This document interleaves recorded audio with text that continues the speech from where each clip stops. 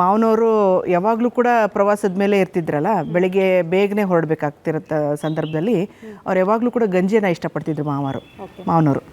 ಹಾಗಾಗಿ ಆ ಗಂಜಿಯನ್ನು ಅತ್ತೆ ಮಾಡೋದು ಈಗಲೂ ಕೂಡ ನನಗೆ ಅದನ್ನು ಕಲಿಸ್ಕೊಟ್ಟಿದ್ದಾರೆ. ಈಗಲೂ ಕೂಡ ಅದನ್ನು ಮುಂದುವರ್ಸ್ಕೊಂಡು ಹೋಗ್ತಿದ್ವಿ. ಮನೇಲಿ ಎಲ್ಲರೂ ಅದನ್ನು ಇಷ್ಟಪಡ್ತಾರೆ. ಮತ್ತು ತುಪ್ಪದ್ದು ಅನ್ನ ಅಂತ ಮಾಡೋರು, ಅದು ಕೂಡ ಅವಾಗವಾಗ ಮಾಡ್ತಾ ಇರ್ತೀವಿ.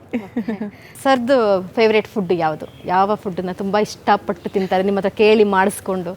ಸರ್ದು ಯಾವಾಗಲೂ ಕೂಡ ರೈಸ್ ಐಟಮೇ ಜಾಸ್ತಿ ಇಷ್ಟಪಡ್ತಾರೆ. ಹಾಗಂತ ಆರೋಗ್ಯಕರವಾದಂಥದ್ದಂದರೆ ಈ ತರಕಾರಿಗಳನ್ನೆಲ್ಲನೂ ತೊಗೊತಾರೆ, ಹಣ್ಣು ಅದೆಲ್ಲನೂ ತೊಗೊಳ್ತಾರೆ. ಬಟ್ ಜಾಸ್ತಿ ಇಷ್ಟಪಡೋದು ರೈಸ್ ಐಟಮ್ಸು.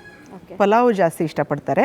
ಅದು ಅವರ ಅಕ್ಕನ ಕೈಲಾದಂಥ ಅರುಣಕ್ಕನ ಕೈಲಾದಂಥ ಪಲಾವ್ ಭಾಳ ಇಷ್ಟ ಅವ್ರಿಗೆ. ಒಂದು ಮನೆಯಲ್ಲಿ ಸುಳ್ಳು ಹೇಳಿ ನಾನು ಚಿಕ್ಕಮಂಗ್ಳೂರಿನಲ್ಲಿ ದೊಡ್ಡ ಸಭೆ ಬೈಕಲ್ಲಿ ಹೋದೆ. ನಾನು ಮಳೆ ಅಂದರೆ ಮಳೆ, ಕರೆಕ್ಟ್ ಚಿಕ್ಕಮಂಗ್ಳೂರು ಎಂಟ್ರಿ ಆಗೋ ಟೈಮಲ್ಲಿ ಬಿದ್ವಿ.